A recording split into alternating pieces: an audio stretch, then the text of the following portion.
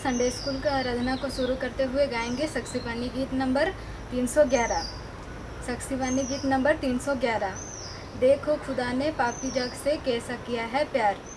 देखो खुदा ने पापी जग से कैसा किया है प्यार।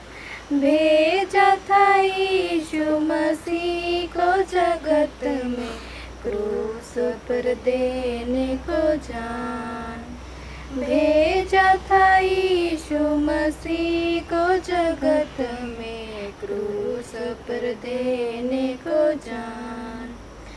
पाप का भय हो जिसके मन में आए वह यीशु के पास, जीवन मुक्ति देवेगा भाई, बेड़ा करेगा पार। जीवन मुक्ति देवेगा भाई, बेड़ा करेगा पार। देखो खुदा ने पापी जग से कैसा किया है प्यार। भेजा था यीशु मसीह को जगत में क्रूस पर देने को जान। भेजा था यीशु मसीह को जगत में क्रूस पर देने को जान। यीशु मसीह ने आन जगत में प्राण कियो बलिदान। पापी जग के पाप उठाए क्रूस पर दे के जान। पापी जग के पाप उठाए क्रूस पर दे के जान। देखो खुदा ने पापी जग से कैसा किया है प्यार। भेजा था यीशु मसीह को जगत में क्रूस पर देने को जान। भेजा था यीशु मसीह को जगत में क्रूस पर देने को जान। आइए हम सब कोई अपने विश्वास दर्पण को मान ले के यूँ कहें। मैं विश्वास करती हूँ परमेश्वर पिता पर, जो स्वर्ग और पृथ्वी का सर्वशक्तिमान सिरजनहार है, और उसके इकलौते पुत्र अपने प्रभु यीशु ख्रिस्त पर, जो पवित्र आत्मा से गर्भ में आया, कुंवारी मरियम से उत्पन्न हुआ, पंतुस पिलातुस के आज्ञाओं से दुख उठाया, क्रूस पर चढ़ गया, मर गया, गड़ा गया, पाताल में उतरा, तीसरे दिन मृत्यु में से जी उठा, स्वर्ग पर चढ़ गया और परमेश्वर शक्तिमान के पिता के दाहिने ओर बैठा है, जहाँ से वो जीवितों और मृतकों का विचार करने को फिर आएगा। मैं विश्वास करती हूँ पवित्र आत्मा पर, एक ही पवित्र ख्रिस्तानी कलीसिया, पवित्रों की संगत पर, पापों की क्षमा और देखे झूठने और अनंत जीवन पर। आमीन। Hello friend, good morning. अब हम एक्शन सॉन्ग करेंगे। Are you ready? Oh yes yes yes. अनोखा प्यार है यीशु का, अनोखा प्यार है यीशु का, अनोखा प्यार है यीशु का, कितना अनोखा प्यार। अनोखा प्यार है यीशु का, अनोखा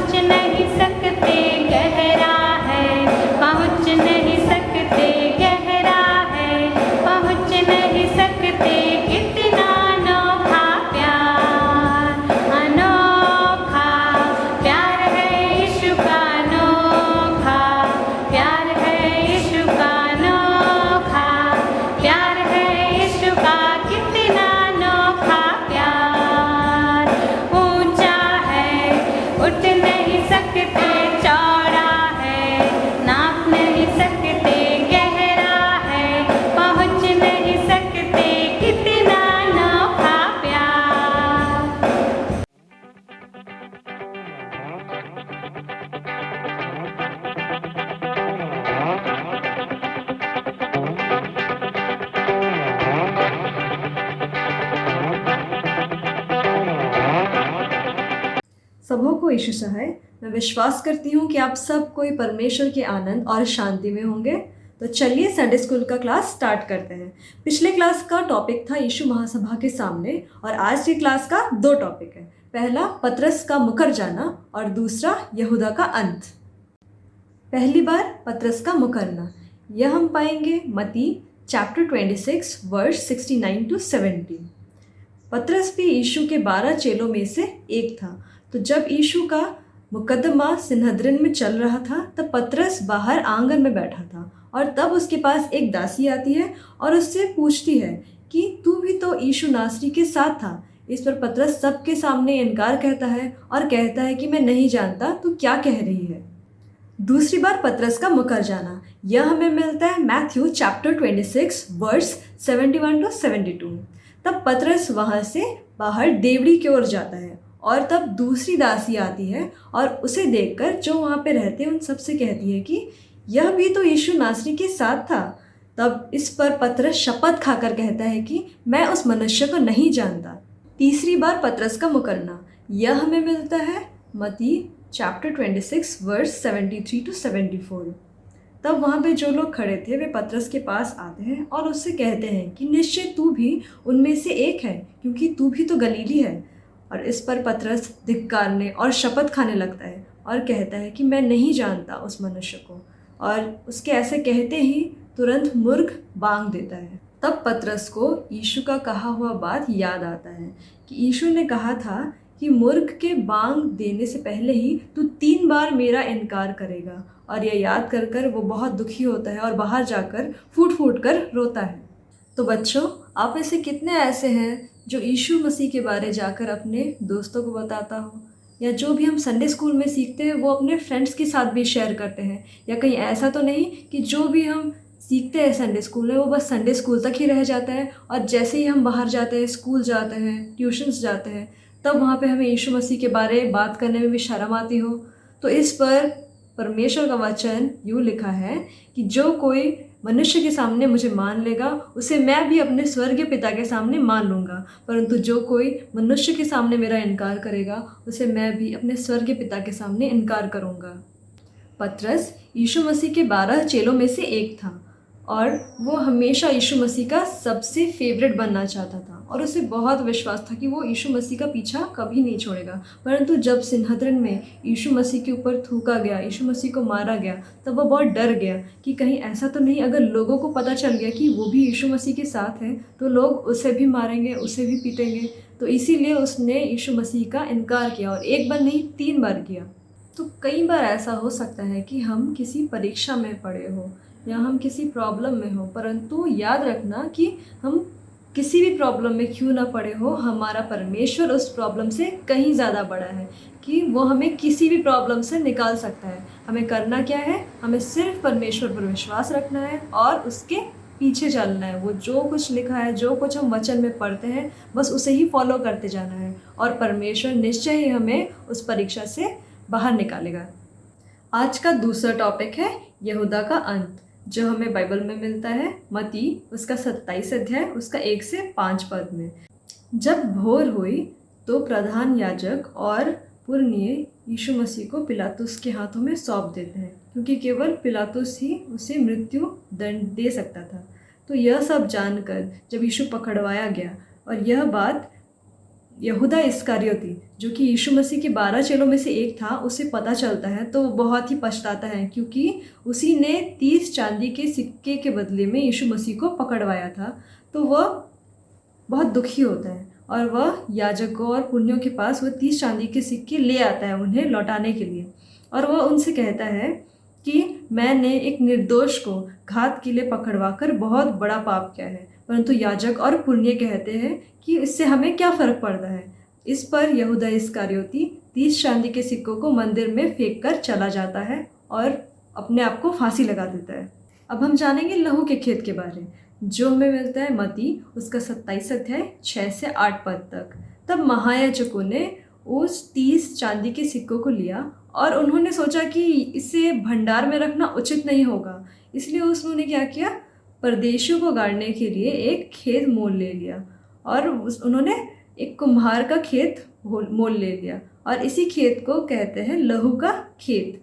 क्योंकि किसका लहू? यीशु मसीह का लहू के बदले ये 30 चांदी के सिक्के यहूदा इस्करियोती को मिले थे, और उसी 30 चांदी के सिक्कों को उसने महायाजकों को फिर लौटाया, और उन्होंने इस 30 चांदी के सिक्के से वो खेत मोल लिया, इसलिए उसका नाम लहू का खेत पड़ गया, या फिर उसे फील्ड ऑफ ब्लड भी कहते हैं। यहूदा इस्करियोती यीशु के 12 चेलों में से एक था, और वह उनका खजांची भी था, परंतु मात्र 30 चांदी के सिक्कों के लालच में आकर उसने यीशु मसीह को पकड़वाकर बहुत बड़ा पाप किया। तो हम देख सकते हैं कि किस प्रकार पैसों का लालच इंसान को कहाँ से कहाँ तक पहुँचा देता है। और इसी पर वचन कहता है कि जो धनी होना चाहते हैं वे ऐसे परीक्षा और फंदे और बहुत सी व्यर्थ और हानिकारक लालसाओं में फंसते हैं जो मनुष्य को बिगाड़ देती है और विनाश के समुद्र में डुबा देती है। क्योंकि रुपए का लोभ सब प्रकार की बुराइयों का जड़ है, जिसे प्राप्त करने का प्रयत्न करते हुए बहुतों ने विश्वास से भटककर अपने आप को नाना प्रकार के दुख से छलनी बना लिया है। तो पैसे बहुत इम्पोर्टेंट रोल प्ले करता है हमारी लाइफ में, क्योंकि हम जो भी खरीदते हैं वो पैसों से ही खरीदते हैं। तो एक होता है नीड और एक होता है ग्रीड। तो जो हमारा नीड होता है वो परमेश्वर पिता हमेशा पूरा करता है, क्योंकि वो हमारी ज़रूरतों को जानता है और उसके अनुसार हमें देता है। परंतु जब हम उसके बाहर और लालसा करते हैं और चीज़ें पाने की आशा करते हैं, तो लालच में आकर वो क्या बन जाता है? ग्रीड। और उस ग्रीड के चक्कर में, अधिक पाने की आशा में हम गलत काम कर बैठते हैं, और कई बार अपने विश्वास से भटककर हम दुख के समुद्र में फंस जाते हैं। तो आज हमने 2 लोगों के बारे में सुना, एक था पतरस और एक यहूदा। तो दोनों ने ही पाप किया, परंतु पाप करने के बाद दोनों ने बहुत ही अलग वे में रिएक्ट किया। पहला पतरस के बारे में हम सुने, जिसने पाप किया, परंतु उसने उस पाप के बाद पश्चाताप भी किया, अपने पापों का प्रायश्चित किया परमेश्वर के सामने, और उसने मन फिराया और उसे उद्धार मिला, और उसे वापस बाद में पछताना नहीं पड़ा। और दूसरा हम सुनते हैं यहूदा के बारे, जो अपने पाप के लिए पछताया, परंतु उसने परमेश्वर के सामने अपने पापों का प्रायश्चित नहीं किया, और संसारी शोक के कारण उसने अपने आप को मार डाला। वे दोनों ही यीशु मसीह के चेले थे, परंतु केवल एक ही यीशु मसीह का सच्चा चेला था, जो जानता था कि यीशु मसीह के द्वारा, यीशु मसीह को अपना प्रभु स्वीकार करने के द्वारा उसके सारे पाप यीशु मसीह में क्षमा हो सकते थे, और इसीलिए उसने जीवन को चुना, उसने यीशु मसीह को चुना। और दूसरा, जो कि यीशु मसीह का चेला तो था, पर उसका विश्वास इतना दृढ़ नहीं था, उसने यीशु मसीह पर विश्वास नहीं किया, और इसीलिए उसने मृत्यु को चुना। बच्चे क्या करते हैं, जब रिजल्ट खराब होते हैं तो कोई आत्महत्या करता है, या कभी घर में झगड़ा हुआ तो घर से भाग जाते हैं। ये सारे गलत डिसीजंस हैं, एंड हमें ये सब नहीं करके अपने जितने भी दुख हो या सुख हो, परेशानी हो, कोई भी बात हो, हमें यीशु मसीह को बताना है। और प्रॉब्लम्स जब भी आए तो सबसे पहले हमें परमेश्वर पिता को बताना है, फिर अपने पेरेंट्स को बताना है, अपने टीचर्स को बताना है, अपने एल्डर्स को बताना है, ना कि कोई गलत डिसीजन लेना है। पतरस ने भी यीशु का इनकार किया, परंतु वो मन फिराकर वापस यीशु मसीह के पास आया और अपने पाप का पश्चाताप किया। और बाद में हम बाइबल में पढ़ सकते हैं कि यीशु मसीह जी उठने के बाद उसने पतरस को 3 बार अपने भेड़ों को चराने की आज्ञा भी दी। इसका मतलब यह था कि यीशु मसीह ने पतरस के पापों को क्षमा करके उसे वापस स्वीकार कर लिया। और वचन कहता है कि तू अपने समझ का सहारा ना लेना, वरन संपूर्ण मन से यहोवा पर भरोसा करना। बच्चों, आपके लिए 2 क्वेश्चंस हैं कि आपके जितने भी फ्रेंड्स हैं जो यीशु मसीह को नहीं जानते हैं, तो क्या कभी आपने यीशु मसीह के बारे उन्हें बताया है? और दूसरा क्वेश्चन है कि जब भी आपके लाइफ में प्रॉब्लम आता है या आप किसी परेशानी में फंस जाते हो, तो आप सबसे पहले किसे बताते हो? क्या आप परमेश्वर को बताते हो? क्या आप अपने माता पिता को सबसे पहले बताते हो? क्या आप टीचर्स को बताते हो? या आप किसी को भी नहीं बताते हो? तो इतने में ही हम क्लास ख़त्म करेंगे। आइए हम प्रार्थना करें। धन्यवाद देते पिता परमेश्वर, धन्यवाद देते हैं आज के इस सुंदर दिन के लिए प्रभु जी, और मांगते हैं हर एक बच्चों को आप ही अपने आशीष से उंडेलिए, हर एक बीमारी से उन्हें बचाए रखिए, और जो भी बीमारी में है प्रभु जी, उन्हें उस बीमारी से चंगा करिए प्रभु जी। मांगते हैं हर एक बच्चे के मन में आपका वचन दृढ़ता से बैठने पाए, ताकि जब भी वे परेशानी में फंसे तब आपका यही वचन उन्हें उस परेशानी से बाहर निकालने पाए।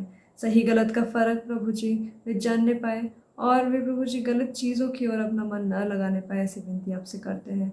और पिता परमेश्वर मांगते हैं आप ही उनके पढ़ाई में उनके साथ रहिए, और प्रभु जी जहाँ भी वो जाते हैं वे प्रभु जी आपका वचन हर जगह फैलाने पाए। और पिता आपसे क्या मांगे, आप मांगने से पहले हमारे हर एक आवश्यकताओं को जानता है और उन्हें पूरा करता है। विनती सुनिए और दया से ग्रहण कीजिए। आमीन। यीशु सहाय।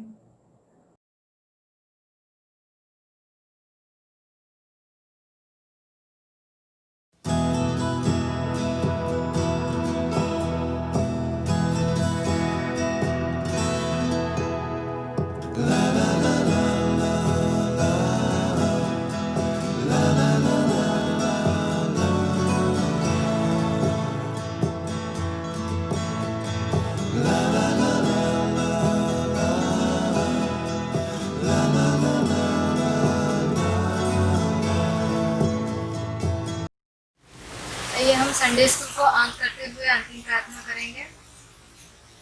पिता पुत्र और पवित्र आत्मा के नाम से आमीन। हे पिता, इस घड़ी हम तेरे निकट आते हैं, तो हमको अपनी आशीषों से परिपूर्ण कर। तू जानता है प्रभु, इस घड़ी कोरोना महामारी सारे विश्व में फैल गया है प्रभु, और इस कोरोना महामारी से बहुत लोग पीड़ित हैं। इस वजह से कोई संडे स्कूल गिरजा कहीं जा नहीं पा रहे प्रभु, तेरे स्तुति महिमा कर नहीं पा रहे प्रभु। तू उन सबको आशीर्वाद दे, सबको भला चंगा पान कर प्रभु, सबको यह ठीक हो के और एक बार तेरी महिमा स्तुति करने पाएंगे प्रभु। सब गिरजा जा पाएंगे, सब संडे स्कूल जा पाएंगे प्रभु। सबको जितने भी पीड़ित है सबको भला चंगा पान कर प्रभु। ये सुबह इस महामारी में जितने भी लोग इधर उधर जा नहीं पा रहे हैं, तेरे आराधनालय आ नहीं पा रहे हैं, इस समय प्रभु हम इस ऑनलाइन वीडियो में उनको तेरे वचन, तेरे संडे स्कूल क्लास उनके पास पहुंचाने के लिए सब कर रहे हैं प्रभु। तू हमको आशीर्वाद दे ताकि हम अच्छा से कर पाएंगे। ये सुबह जितना भी आगे पीछे जितना भी हम बीते दिनों में, आने वाले दिनों में हम जो भी पाप बुराई किए हैं और करने वाले हैं उससे रोक प्रभु, और जितना भी किए हैं उस सबको क्षमा कर प्रभु, ताकि हम अच्छे बन पाएंगे प्रभु। प्रभु तू आशीर्वाद दे, हम सब अच्छे से रहेंगे और हमारे सब पापों को क्षमा कर, और तू अपने आशीषों से हमको परिपूर्ण कर प्रभु। और क्या मांगेंगे प्रभु, तो हम तो अंतर्यामी परमेश्वर पिता है प्रभु, सब जानता है हमें क्या चाहिए, क्या जितना भी हमको बातें टूटे है सबको परिपूर्ण कर प्रभु। और हम तेरे निकट आए हैं और तो हमारे सारे प्रार्थना को सुन प्रभु। इस छोटी सी प्रार्थना तेरे पुत्र प्रिय प्रभु यीशु ख्रिस्ट मसीह के नाम से मांगते हैं, जैसे सुन और सर्व में ग्रहण कर। आमीन। हमारे पिता तू जो स्वर्ग में है, तेरा नाम पवित्र किया जाए, तेरा राज्य आए, तेरी इच्छा जैसे स्वर्ग में पृथ्वी पर हो।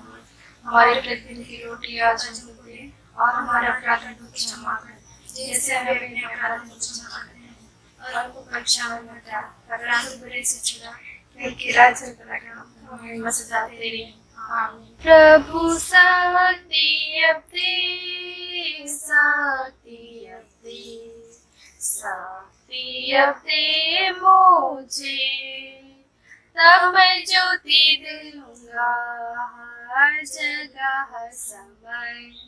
जब लुम तू न आवेगा, जब लुम हो न होवेगा, प्रभु शक्ति अब दे, शक्ति अब दे, शक्ति अब दे मुझे, तब मैं ज्योति दूंगा हर जगह हर समय। जब लुम तू न आवेगा, जब लुम हो न होवेगा, और हमारे प्रभु यीशु ख्रिस्ट की दया, ईश्वर का प्रेम और पवित्र आत्मा का मेल मिलाप हम सबों के साथ होए। आमीन। यीशु